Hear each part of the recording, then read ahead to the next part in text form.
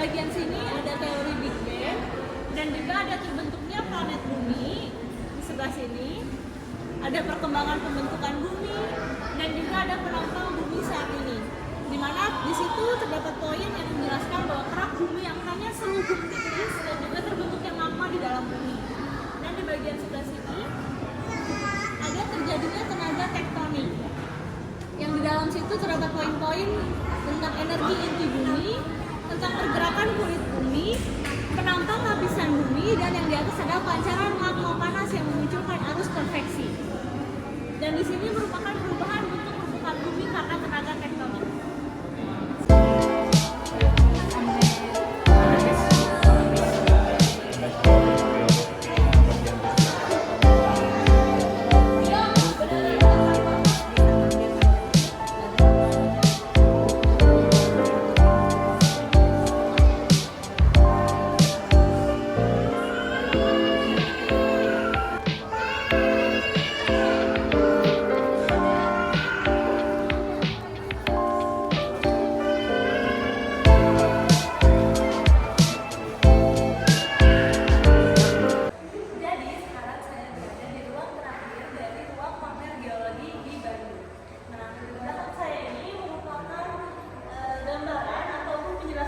Tentang batuan granit yang sering kali ditemui di Indonesia.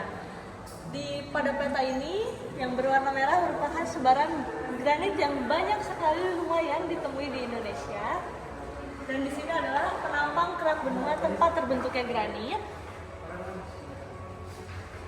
Dan di sebelah sini ada penjelasan tentang granit pembawa timah di Bangka Belitung. Timah terdapat di Mandala metalogeen tertentu, yaitu jalur granit timah di Asia Tengah.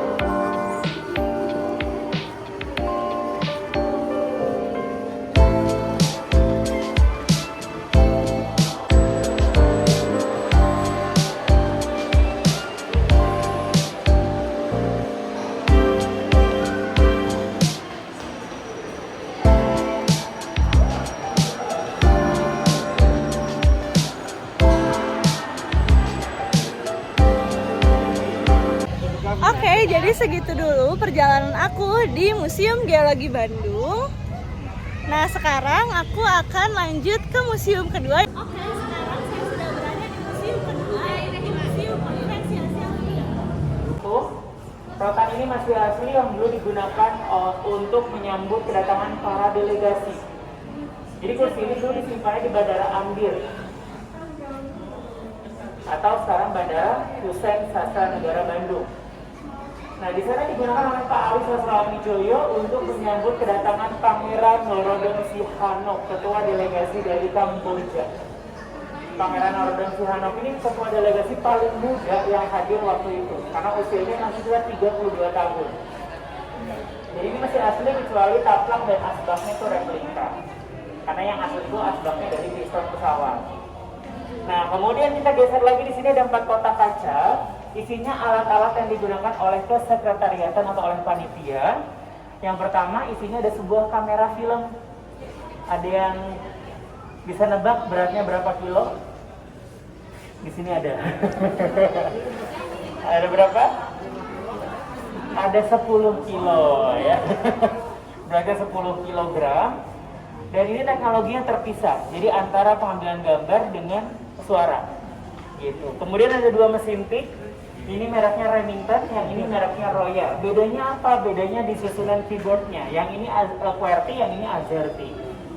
Yang terakhir adalah mesin telex atau teleprinter exchange, digunakan untuk mengirimkan berita saat itu. Kalau sekarang udah canggih ya, bisa email, WhatsApp, dan segala macam.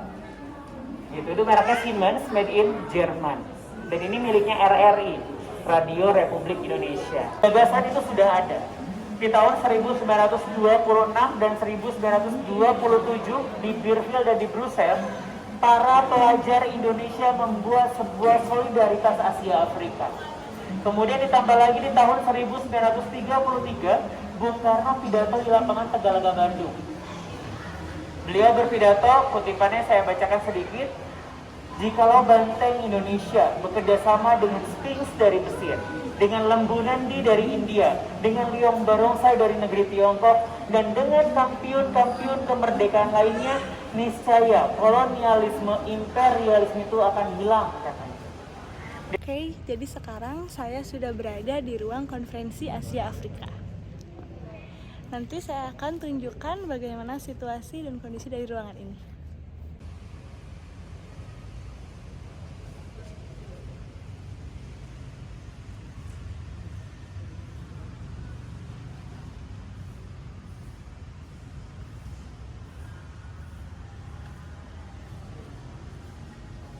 Oke, jadi sedikit info yang saya dapatkan hari ini.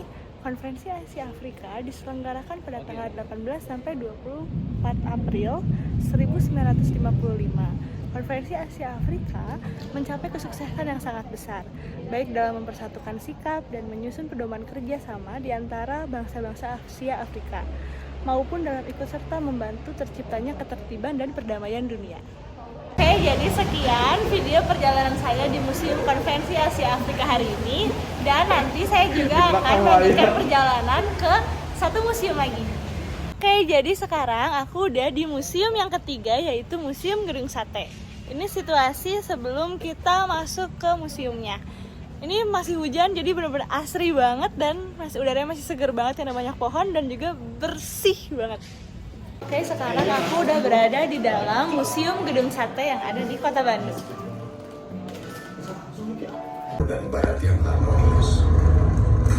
Satu abad menjadi saksi sejarah cerita tentang perjuangan bangsa Indonesia.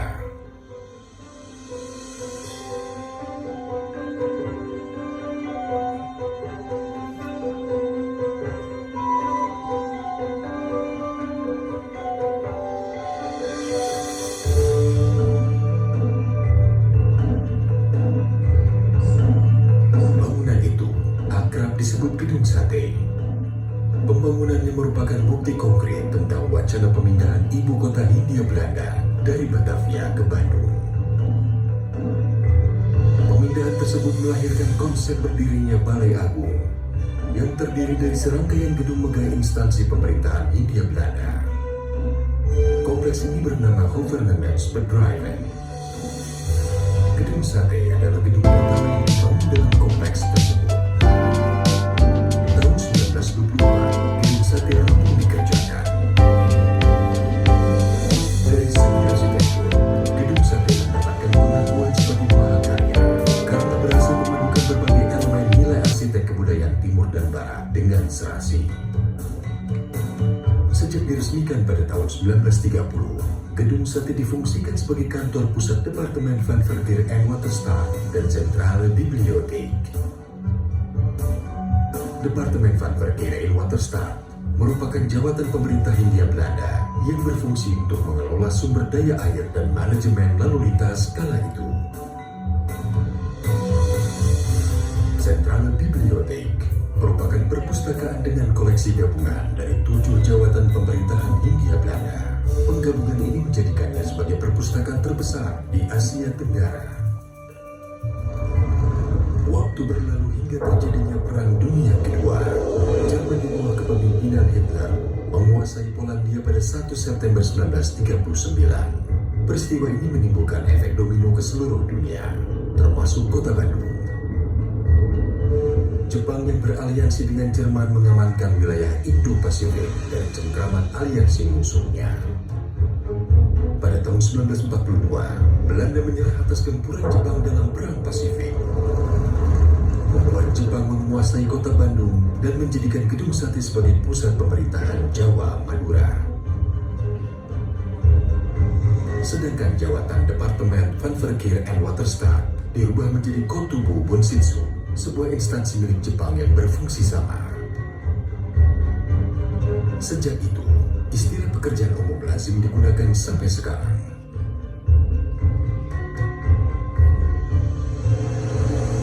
Pada tanggal 6 sampai 9 Agustus 1945, Amerika Serikat menjatuhkan bom atom di Hiroshima dan Nagasaki, Jepang. Peristiwa itu menandakan kemenangan absolut Perang Pasifik oleh Aliansi Barat. Melalui pidato radio siaran Suara Kaisar pada 15 Agustus 1945, Kaisar Hirohito mengumumkan bahwa Jepang telah menyerah kepada Sekutu. Kejadian itu menandakan penjajahan Jepang atas Indonesia berakhir. 17 Agustus 1945, Indonesia diwakilkan oleh Soekarno memproklamirkan kemerdekaannya, yang dilanjutkan esok harinya dengan penetapan Undang-Undang Dasar 1945 dan pembentukan Kabinet Pertama dan Organisasi Kenegaraan. Dalam Kabinet Pertama itu, Menteri Pekerjaan Umum dijabat oleh Adi Kusno Cokrosuyoso yang berkantor pusat di Bandung, Gedung Sate.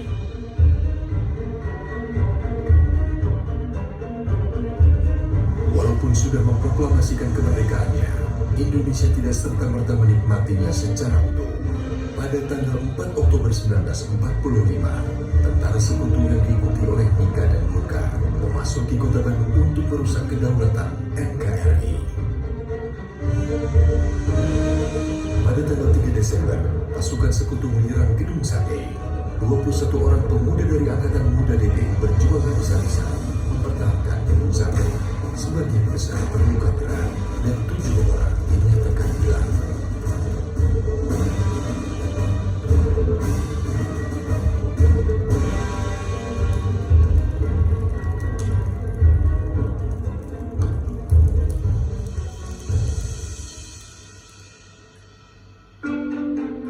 Baru pada tahun 1952, ketujuh pemuda yang hilang dan dinyatakan gugur ini dapat ditemukan kerangkanya terkubur di halaman belakang Gedung Sate.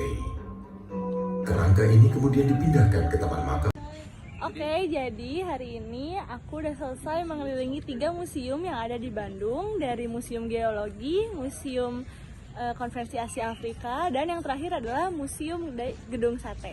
Nah, kesan yang saya rasakan selama berjalan di 3 museum ini adalah saya merasa sangat senang karena bisa semakin mengetahui tentang kebudayaan Indonesia, tentang semua sejarah-sejarahnya di setiap sudut Bandung lebih tepatnya, dan juga di berbagai macam negara. Dan di Museum Gedung Sate saya lebih mengetahui tentang apa atau bagaimana terbentuknya Gedung Sate dan juga sejarahnya. Oh iya, dan di 3 museum ini bisa kita rangkum di berbagai mata pelajaran. Misalnya di Museum Geologi lebih ke tentang pelajaran geologi, di Museum Konferensi Asia Afrika bisa lebih tentang PPKN, dan di Museum Gedung Sate bisa tentang untuk sejarah Indonesia. Sekian dari saya untuk hari ketiga.